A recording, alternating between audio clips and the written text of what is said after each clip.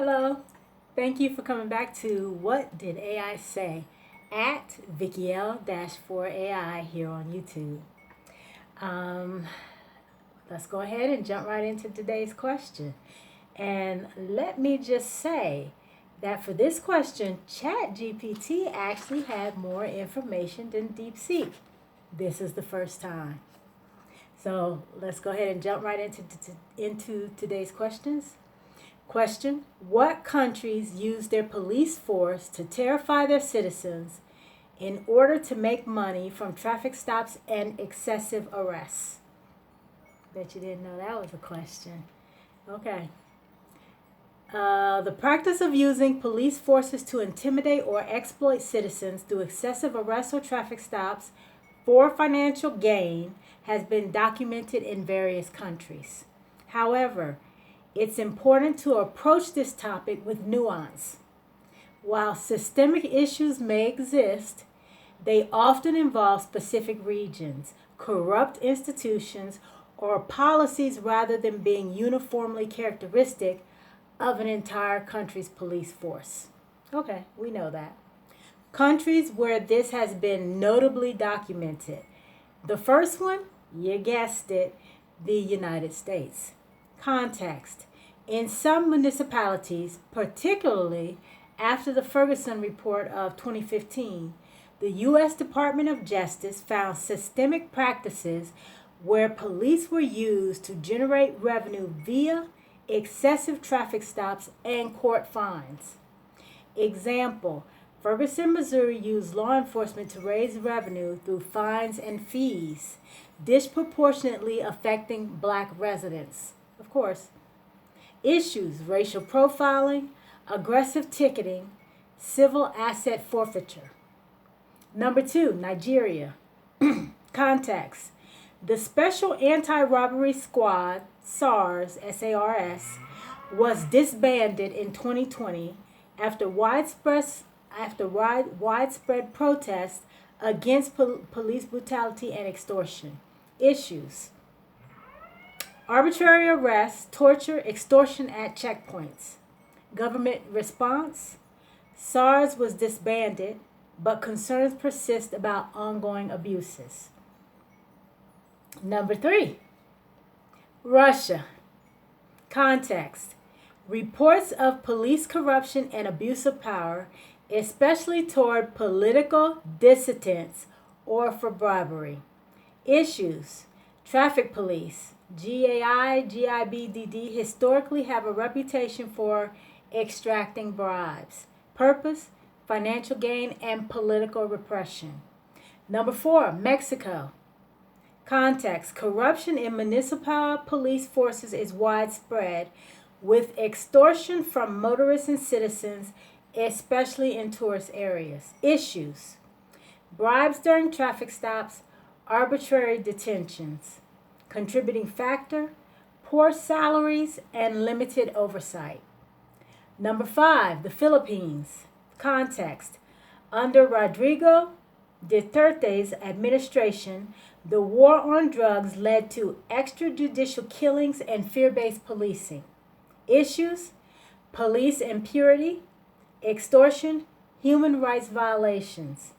Intended purpose: supposed drug control, but widely seen as a means of asserting control and sowing fear. Okay, now we gotta actually turn the page to continue with ChatGPT's answer here. Okay, number six is Venezuela. Context: police and security forces used to suppress dissent, with frequent reports of arbitrary arrest and extortion.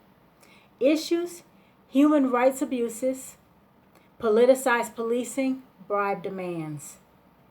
Common indicators of abusive or profit-motivated policing: quota-based ticket systems, civil asset forfeiture laws with little oversight, lack of police accountability or independent oversight, judicial systems tied financially to fines and arrest, high incidence of bribe taking during traffic stops. Conclusion: No country is entirely free from abuses, but these practices tend to be most pervasive in places where corruption is high, legal accountability is weak, and police funding is partially derived from fines or asset seizures. Citizens in affected areas often experience fear, mistrust, and significant economic burdens as a result. Okay, now that was a good answer from Chatgpt. Let's go ahead and see what Deepseek had to say.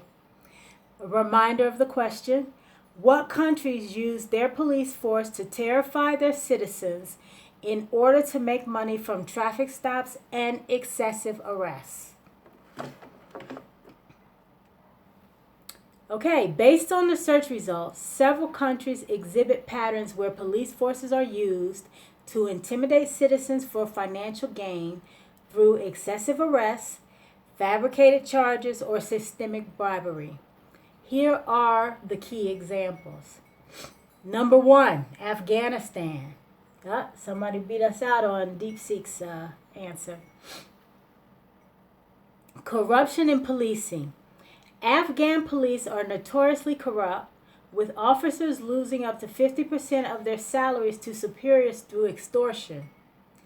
This forces them to solicit bribes from citizens during routine interactions, including traffic stops or false arrests. Cash payment system. About 21% of police are paid in cash, facilitating skimming and bribery.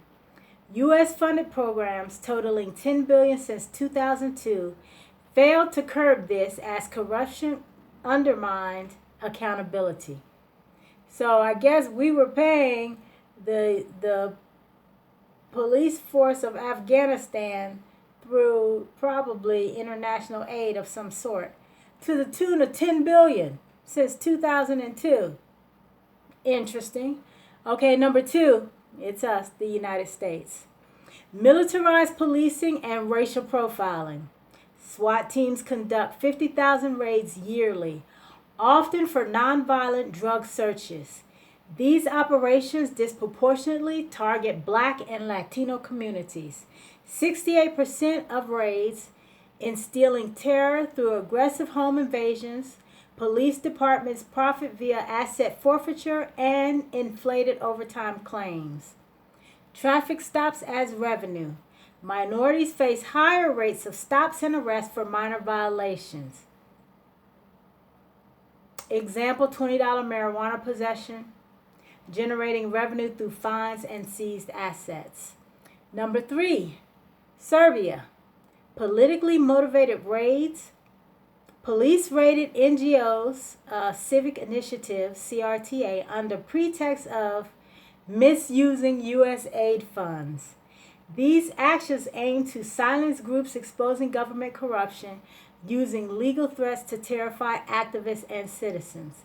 So we're aiding Afghanistan and Serbia. Okay, number four, they have Mexico and Colombia. I guess they tied. U.S. funded corruption. Oh my gosh. Both received $327 million Mexico and $205 million Colombia in 2009 for police aid, despite documented human rights abuses. Police in these countries use bribes, arbitrary arrests, and extortion. Example, protection fees from drug cartels, enriching themselves by terrorizing communities. Okay, make that 4 countries receiving U.S. aid while our citizens suffer. Let's move right along. Iraq. If I see U.S. aid here. Okay, unaccountable police funding. The U.S. spent $7.3 billion on Iraqi police training, 2003 to 2010, but corruption led to widespread extortion at checkpoints and false arrests. No oversight existed to track abuses. Common tactics across countries. Bribery, extortion. Police demand payments to avoid arrest. Fabricated charges, planting evidence, or falsifying documents to justify arrest. Political intimidation. raids on dissidents, or collusion with criminal groups to suppress opposition. Interesting. So that was Deepseek. They didn't even bother to do a summary, but it's okay. We don't really need one.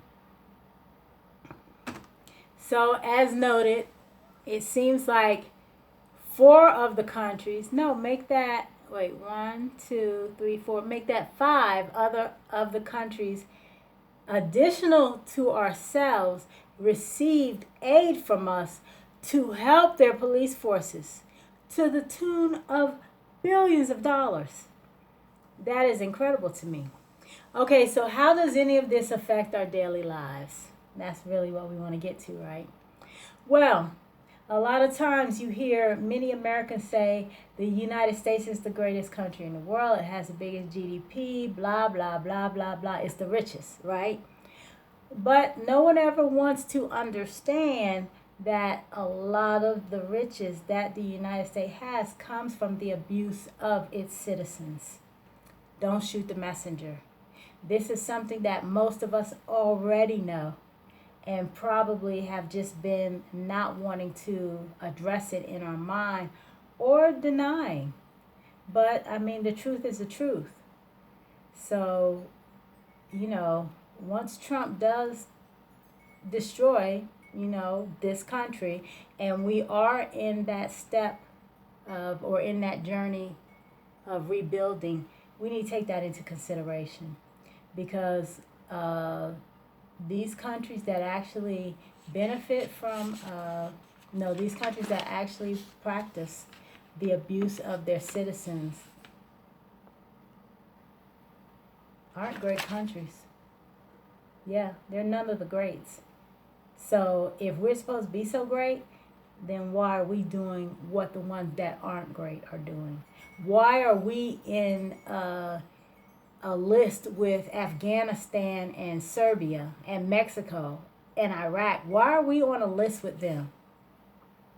Why are we on a list with Venezuela, Mexico again, Russia, Philippines? Why are we on a list with these countries? Okay, moving right along. Let's get to our positive saying for today. What is it? Healing doesn't happen passively. It requires action and demands courage. That is from Shi Hing Yi, who is the internet famous modern monk from the Shaolin Monastery and a Buddhist community in Germany. Let me repeat that. Healing doesn't happen passively. It requires action and demands courage. There you have it. Thank you so very much for giving me about 14 minutes of your time this episode. Please like and subscribe, and I'll see you on episode 26. Peace.